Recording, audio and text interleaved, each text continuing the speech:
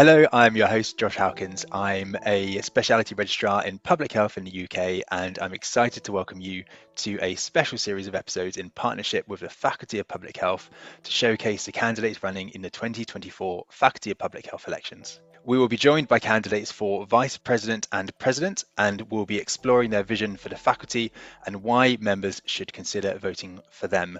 Voting is open from Thursday the 14th of November and closes on Thursday the 12th of December.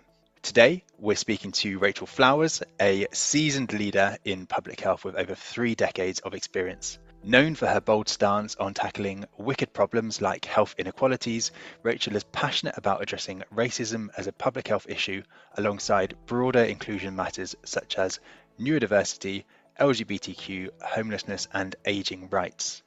She has been a vocal advocate for equity and career pathways in public health and brings a unique perspective, having started her career as an environmental health officer. Rachel's background spans local government, the NHS, the Greater London Authority, and central government roles.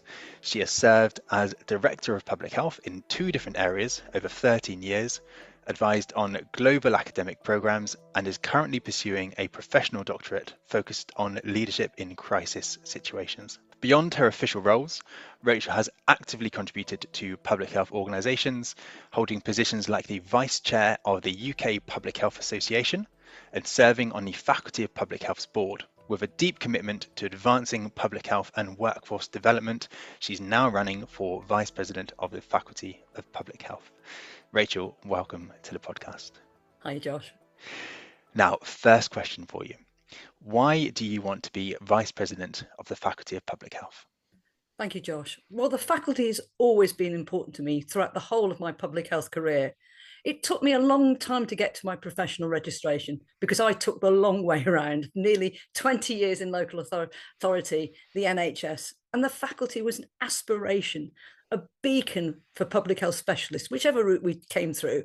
And indeed, it felt like a huge badge of honour when I finally was a fellow, which I got after my registration.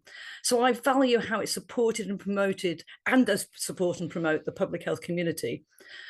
And although my professional career started actually 40 years ago, I've been challenged by injustice for a very long time. Indeed, when I was 7 years old, I made a banner, walked up and down the street chanting, "Ban poverty, it's not fair for children." So I have a unique and unusual offer. My career path and my experience of public health in many parts of the system, including co-founding a local HIV charity in the 1980s. My work around workforce and the role I've played around mentoring and supporting the next generation, indeed, maybe the generation after that, of public health professionals. My volunteering for local and national bodies, lobbying for and developing public health policy gives me a unique lens to see the opportunities and challenges through. And after 2 terms as a General Council member supporting 2 different presidents, I feel that I'm ready to take the next step and support the faculty and their members in different ways. After all, they've supported me for over 30 years. Fantastic. Thank you, Rachel. And your key priorities as Vice President, what will they be? Well, as a vice president, supporting the president goes without saying, but actually it's around developing of our profession, making sure that the training is dealing with today's problems, for example, commercial determinants of health, as we did previously around racism being a public health issue, but also raising the importance of public health skills at a national level. I know many of us are frustrated that people don't understand the value of the competency and skill sets that we have at national level, different countries level, indeed the organisations that we work with. I also think that we need to review whether we have the right special interest groups to make a difference in the right places and how they link into our priorities. We've got this fantastic 10-year vision with clear priorities. We've got passionate people working with special interest groups, but have we got them joined up? And I think that there needs to be a priority about working collaboration with fellows and members on these.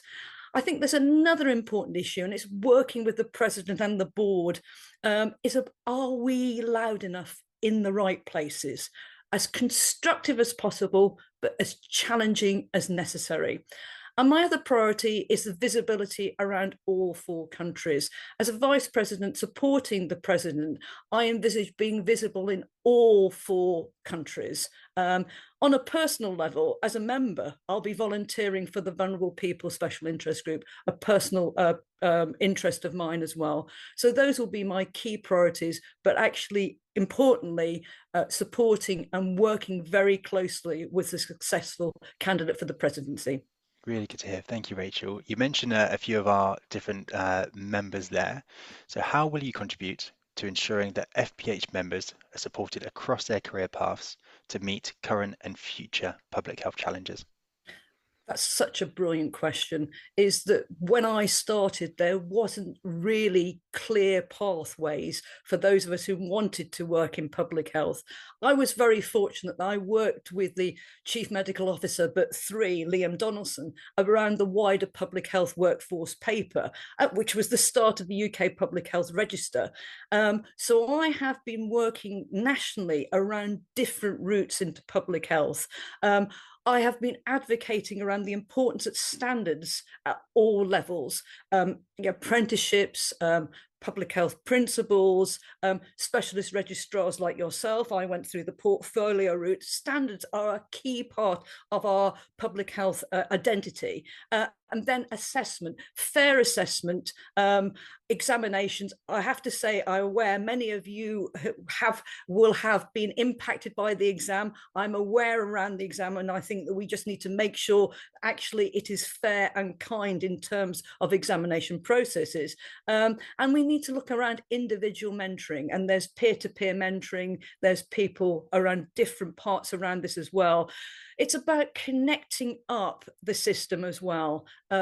We have 4 countries where public health is placed in very different places, and we have 4 very different training programs. Indeed, I'm very proud that 2 of my colleagues, Hello, Anita and Schiffer, actually one is in the English training program and one is in the Scottish training program. So I'm very aware around this as well. But there are, in terms of the membership, there's routes into public health, be it apprenticeship, be it through specialist training, through the registration route. There is routes through. So what next? You've become a consultant. What next? Whereabouts? Which system? NHS, local authority, third sector, and routes out. And that doesn't mean about retirement. It means about where next. Some people are moving upwards to different levels of roles within the NHS and with local authority as well. And I think that there is probably some real value. Some of the stuff that you, Josh, get as an SPR that many other members don't, around CV development and interview training, and maybe collaborative working around associations of directors of public health. I think that there is also some real value in terms of that, using those of you who have that experience around specialist registrars to develop this program as well. So we've got expertise by experience around this as well. How can we use the membership to actually shape it in terms of this? Finally, I think there's an important thing talking about the emotional and mental health challenges of public health at the moment. We're going through a cost of living crisis. Many of us have actually had many years within the pandemic as well. We're having to battle for funding. We're having to demonstrate our rights as well. And I think there's an important part around supporting the members in mental and emotional well-being and how we actually utilize that better. And I think that one of the things that perhaps we need to look at is a support group around that, not necessarily a special interest group. The other thing I want to mention around this, because it talks about the members, but I want to talk about the absolutely brilliant Faculty of Public Health staff members. We have a very small number of staff members around this who actually achieve over and above far more than expected around this as well. So I think that it's not just about the Faculty of Public Health members, it's also the staff members as well. Thank you. Thank you, Rachel. We talk about leadership quite a lot on this podcast and generally in public health.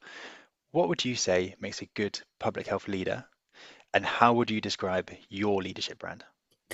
So there are different ways to be a good public health leader. Indeed, the faculty has a great list on their website listing what leadership are.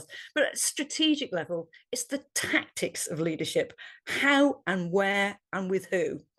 Its influencing is a key competency.